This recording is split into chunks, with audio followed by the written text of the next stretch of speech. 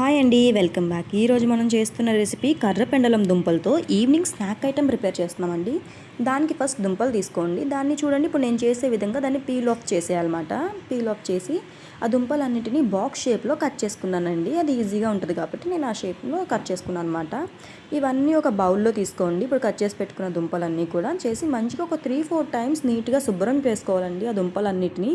తర్వాత ఒక కుక్కర్ తీసుకోండి. కుక్కర్లో ఇప్పుడు దుంపలన్నీ క్లీన్ చేసి వేసేయండి. తగినంత వాటర్ అండి, అలాగే కొంచెం సాల్ట్, చిటికెడు పసుపు ఇవి వేసిన తర్వాత దాన్ని స్టవ్ మీద పెట్టేయండి. ఒక 3-4 విజిల్స్ రావాలన్నమాట. ఆలోపు మనం ఒక మిక్సీ జార్ తీసుకొని ఆనియన్స్, చిల్లీస్, నేను కరివేపాకు వేయలేదండి, అది వేయకపోవడమే బెటర్.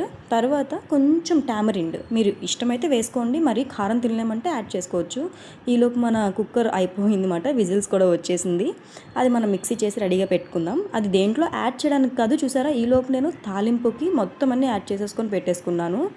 ఇది కూడా అయిపోయింది. ఇంతలోపు మనం ఆ కుక్కర్ తీసుకొచ్చి ఆ కుక్కర్లో ఈ తాలింపు ఏదైతే ఉందో మనం మిక్స్ చేసుకునింది అది యాడ్ చేసేద్దాం. యాడ్ చేసి మంచిగా మిక్స్ చేద్దామండి. సూపర్ టేస్ట్ వస్తుంది అన్నమాట లాస్ట్కి.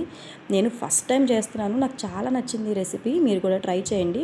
ఇందాక మిక్సీ పెట్టుకునేది మనం దేంట్లో మిక్స్ చేయకూడదు, అది సైడ్ జస్ట్ అది మనం టేస్టింగ్కి పెట్టుకున్నాం అన్నమాట.